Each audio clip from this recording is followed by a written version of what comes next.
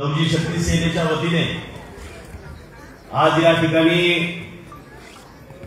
दिवाळी भेटवस्तू आणि फराळ वाटप कार्यक्रम प्रसंगी या ठिकाणी मंचेवर उपस्थित असलेले आदरणीय कार्यक्षम आमदार सुनीलरावजी कांबळे साहेब, त्याचबरोबर आमचे मित्र पुणे महानगरपालिकेचे सभागृह नेते आदरणीय श्रीराजजी विमाने साहेब, त्याचबरोबर आजच्या या कार्यक्रमासाठी ज्यांचा सिंहाचा वाटा आहे, ज्यांनी कोविड काळामध्ये कुठलीही जात पात धर्म न पाहता ज्या काळामध्ये आपले नातेवाईक देखील आपल्या जवळ नसायचे, अशा वेळी अनेक जे मृत नागरिक झाले, जवळजवळ 5000 लोकांचा अंत्यविधी करण्याचं कार्य, महान कार्य ज्या व्यक्तीने केले ते आमचे मित्र आदरणीय जावेदभाई खान. त्याचबरोबर पुणे महानगरपालिकेमध्ये सेवेत असताना गेली अनेक वर्ष ज्याच्या सोबत मी महानगरपालिकेमध्ये काम करत होतो आणि आता सध्या ते भोले रोड क्षेत्रीय कार्यालयाचे क्षेत्रीय आयुक्त झालेले आहेत, असे माझे लहान बंधू भीमाभाऊ जेगले. त्याचबरोबर नवजी शक्ती सेना राज्य कोषाध्यक्ष आदरणीय नंदूभाऊ बनसोडे, नवजी शक्ती सेनेचे सर्व मान्यवर, सर्व शहराध्यक्ष, सर्व पदाधिकारी आणि समोर बसलेल्या माझ्या कष्टकरी माता भगिनी आणि बांधवांनो, खरं तर दिवाळी झालेली आहे आणि दिवाळीनंतर हा कार्यक्रम होत आहे. निमित्त असेल किंवा राज्यभरातल्या इतर अनेक ठिकाणी असेल, अनेक दिवाळी निमित्त कार्यक्रम होत असताना अनेक राजकीय पुढाऱ्यांचे दिवाळीचे कार्यक्रम तुम्ही आम्ही पाहिले असतील. अनेक व्यावसायिक असतील, सामाजिक क्षेत्रामध्ये काम करणारे व्यक्ती असतील, विविध क्षेत्रामध्ये काम करणाऱ्या अनेक मंडळींचे आम्ही दिवाळीचे कार्यक्रम, दिवाळी पहाट हे सर्व पाहत असताना एक अपेक्षा होती की ज्यांच्यामुळे या पुणे शहराचं आरोग्य राखलं गेलं, त्या माझ्या कष्टकरी आणि सफाई कर्मचाऱ्यांसाठी या ठिकाणी दिवाळीचा कार्यक्रम कुणी घेतं की नाही. मात्र दुर्दैवाने आतापर्यंत तरी असा कष्टकऱ्यांसाठीचा दिवाळीचा कार्यक्रम अद्यापर्यंत घेतल्याचा ऐकिवत नाही. निश्चित नवजी शक्ती सेनेच्या पुणे शहराच्या सर्व टीमचं मी या ठिकाणी कौतुक करेन की अत्यंत स्तुत्य असा कार्यक्रम आपण आजच्या दिवशी या ठिकाणी घेतलेला आहे. की निश्चित हा जो वर्ग आहे की मी देखील पुणे महानगरपालिकेमध्ये 25 वर्ष 6 महिने सेवा केली आणि सेवा करत असताना सामाजिक प्रश्नासाठी 2013ला मी नोकरीचा राजीनामा दिला. श्रीनाथजी विमाने साहेब, मी ज्यावेळी नोकरीचा राजीनामा दिला, अनेकांना वाटतं की मी भविष्यामध्ये विधान परिषद, महामंडळ किंवा खासदारकी वगैरे अशी अनेकांना या ठिकाणी स्वप्न पडतात किंवा त्यांना वाटतं. मात्र मी नोकरी सोडताना शपथ घेतली की मरेपर्यंत या भानगडीत पडायचं नाही. ना मला आमदार व्हायचंय, ना खासदार व्हायचं, ना कुठला महामंडळ घ्यायचंय, साधं एखादं पोलीस स्टेशनची कमिटी देखील मला घ्यायची नाही. मी वर्गण्या देखील माझ्यात नाही मिळवायचं. या ठिकाणी काम करत असताना आपण देणं लागतो. ज्या समाजामध्ये ज्या आईच्या पोटी जन्म घेतला तिचं कर्ज आपल्यावरती असतं, ते कर्ज आपण फेडू शकत नाही, मात्र व्याज देण्याचा प्रयत्न प्रत्येकाने केला पाहिजे. या केवळ एका उद्देशाने, या भावनेने या ठिकाणी काम करत असताना मात्र या कामाची जी आवड मला निर्माण झाली, जी सवय लागली, या क्षेत्रामध्ये येत असताना आमच्या संपूर्ण खानदानीमध्ये अद्यापर्यंत सामाजिक कार्यामध्ये कुणी कार्य केलेलं नाही, ना राजकीय क्षेत्रामध्ये कुणी कार्य केलं. मात्र मला जी आवड निर्माण झाली त्याच आपल्या पुणे महानगरपालिकेमध्ये आपल्या गोरगरीब कर्मचारी, सफाई कर्मचाऱ्यांची कामं करत करत मला ही सवय लागली आणि 2013ला मी नोकरीचा राजीनामा दिला. एकट्याच्या जीवावर कुटुंब असताना, मुलं शाळेमध्ये असताना आणि एकुलता एक घरातला कमवत असताना मला मात्र त्यावेळी महानगरपालिकेमध्ये स्वस्त बसवत नव्हतं. समाजासाठी आपण द्यायला लागतो, काहीतरी केलं पाहिजे, दिलं पाहिजे, मात्र ऐकत नव्हती, परिस्थिती नव्हती. तरी देखील या ठिकाणी मी नोकरीचा राजीनामा देऊन जेव्हा बाहेर पडलो तेव्हा मला माझ्या समाजाने आशीर्वाद दिला. भीमाने साहेब आजपर्यंत अनेक आंदोलनं झाली. आमदार साहेबांना माहिती आहे की महाराष्ट्र राज्यामध्ये अत्यंत क्रांतिकारी ऐतिहासिक अशी आंदोलनं या लवकी शक्ती सेनेने आजवर केलेली आहे. माझी आता उद्यापासून सुरू होणारी पदयात्रा ही पहिली पदयात्रा नाही, तर जवळजवळ ही 6वी पदयात्रा आहे. अनेक वेळा उपोषणे केली, अनेक वेळा मोर्चे काढले, हल्ली मोर्चे असतील, आक्रोश मोर्चे असतील, कोकराज मोर्चे असतील, अर्धनग्न मोर्चे असतील, अगदी पूर्णनग्न मोर्चे असतील, अशी असंख्य प्रकारची आंदोलन करत असताना महाराष्ट्र राज्यामध्ये एक चळवळ उभी राहिली. मला आज गर्व वाटतो, मला अभिमान वाटतो की आज अनेक पक्षाचे अनेक ठिकाणी आम्ही कार्यक्रम पाहतो आणि हे कार्यक्रम होत असताना 1000-2000 लोकांना बोलण्यासाठी पक्षाला किंवा संघटनेला किंवा कुणालाही 2-4 लाख रुपये खर्च करावे लागतात.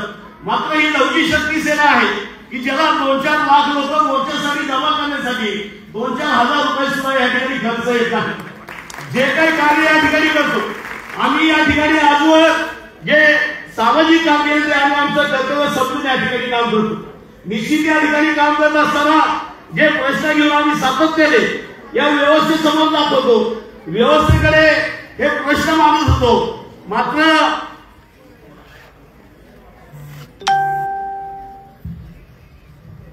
आजपर्यंत या कुठल्याही सरकारने आमच्या प्रश्नाकडे लक्ष दिलं नाही.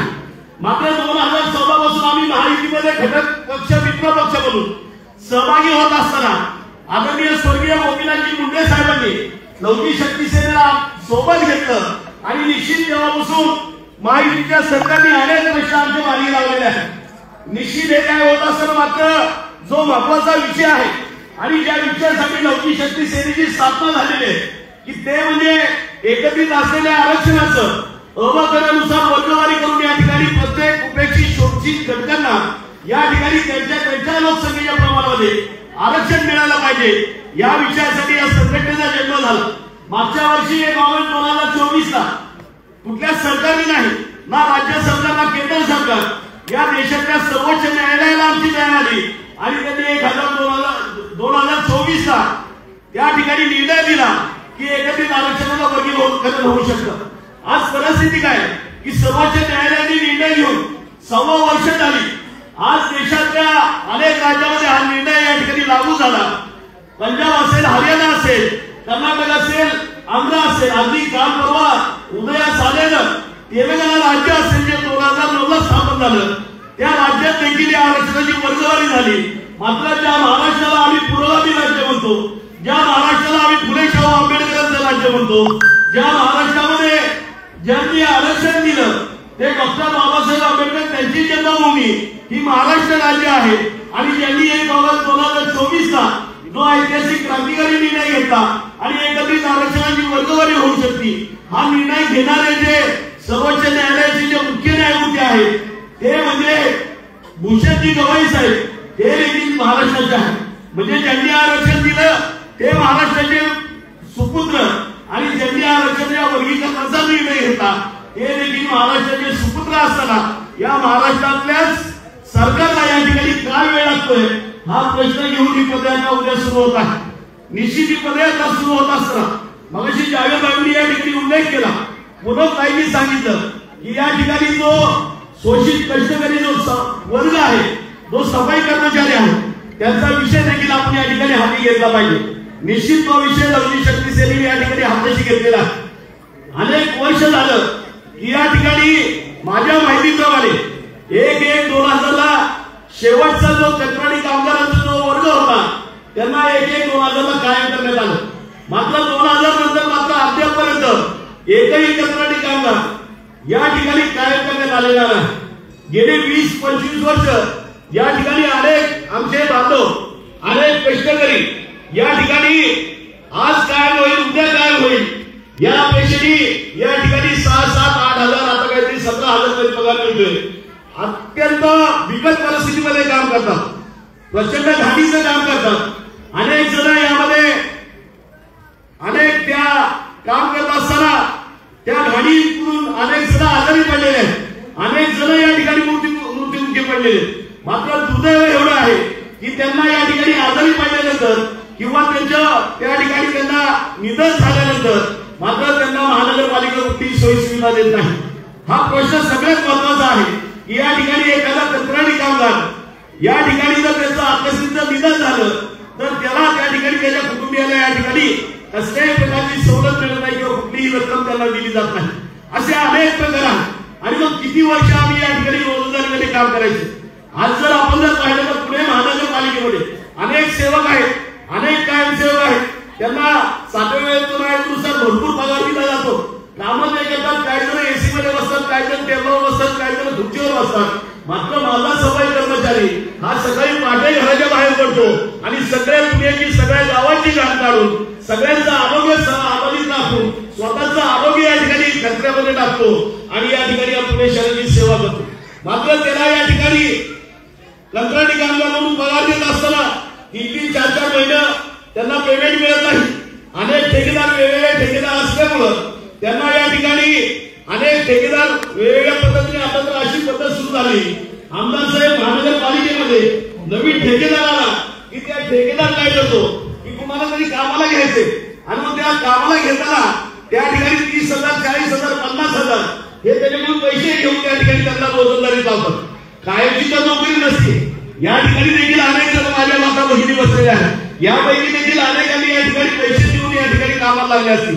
त्यांना वाटतं की आम्हाला कायमची नोकरी आहे, मात्र ही कायमची नोकरी नाही। ठेकेदार बदलला की ते दुसरा ठेकेदार येतो, तिसरा ठेकेदार येतो। गेल्या अनेक वर्षापासून अनेक ठेकेदार या ठिकाणी आलेले आहेत, एक ठेकेदार नाही। मात्र या ठिकाणी काम करणारा जो वर्ग आहे तो मात्र गेल्या 15 ते 20 वर्षापासून दिवस रात्र या ठिकाणी पुणे शहराची सेवा करतो।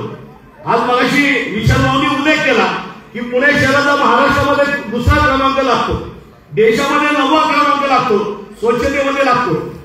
पुण्याला आज आम्ही पाहतो की अनेक लोक आमदार असतील, मोठे अधिकारी असतील, खासदार असतील, मंत्री असतील, अनेक वेगवेगळ्या क्षेत्रातली लोक असतील, ही अनेक लोक आज पुण्याला पसंती देत आहेत। रिटायर झाल्यानंतर कुठं राहायचं, पुढचं आयुष्य कुठं काढायचं, तर पुण्याला काढायचं। तर पुण्याला काय काढायचं, तर पुण्याचं हवामान, पुण्याचं वातावरण हे चांगलं आहे, ही सर्व देशभरामध्ये ख्याती आहे। पुण्याला सगळ्या बाबतीत पसंती दिली जाते।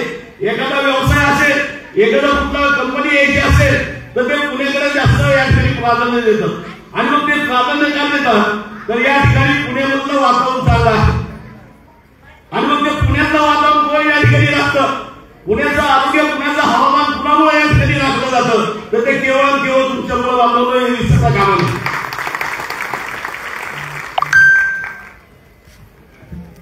सण कुठलाही असो, 15 ऑगस्ट नंतर स्वतंत्र दिन आहे, देश स्वतंत्र झाला।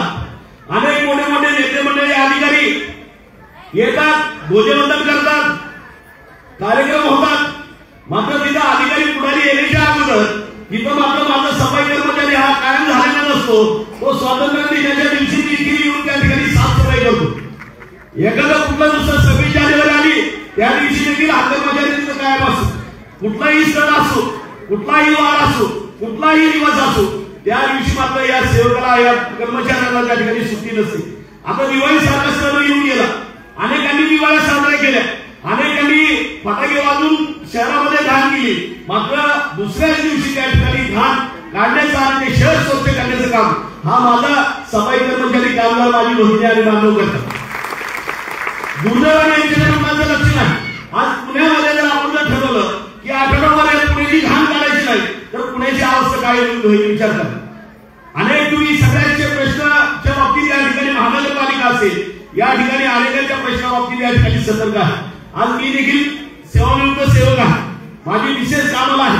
आज आम्हाला जर कुठला जर आरोग्याचा काही प्रश्न निर्माण झाला तर आम्हाला चांगल्या मोठ्या हॉस्पिटलमध्ये 90% त्या ठिकाणी खर्च महानगरपालिका करते, उर्वरित 10% खर्च नंतर आम्ही त्या ठिकाणी बिल भरल्यानंतर आम्हाला तो 10% खर्च देखील नंतर दिला जातो। म्हणजे 100% आमची सोय महानगरपालिकेने करून ठेवलेली आहे। म्हणजे कायम सेवकांची 100% आरोग्याची सोय ही महानगरपालिकेने केलेली आहे। मात्र हा कर्मचारी जो आहे, जो सफाई कर्मचारी, जो कंत्राटी कामगार ज्याला कमी पगार मिळतो, त्याच्यासाठी महानगरपालिकेने काही व्यवस्था केलेली आहे। हा देखील प्रश्न महत्वाचा आहे, अनेक विषय महत्वाचे।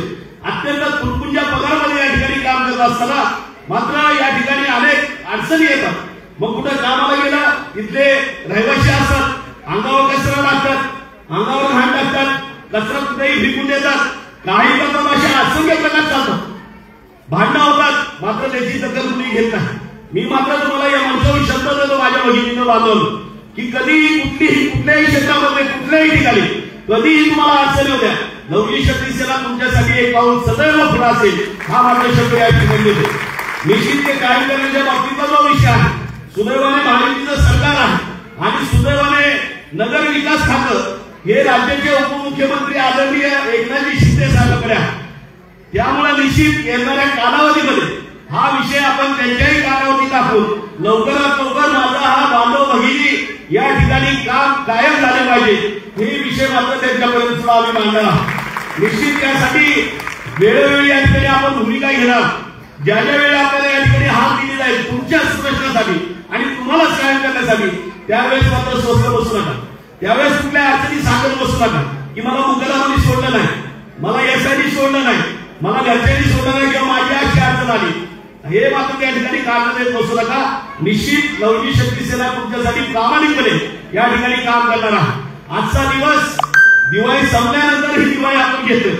निश्चित या ठिकाणी आयोजकांनी जो कार्यक्रम आज या ठिकाणी घेतलेला आहे त्यांचं कौतुक करत असताना निश्चित आपण या ठिकाणी एवढ्या मोठ्या संख्येने उपस्थित राहिला आपलंही या ठिकाणी मी आभार व्यक्त करतो.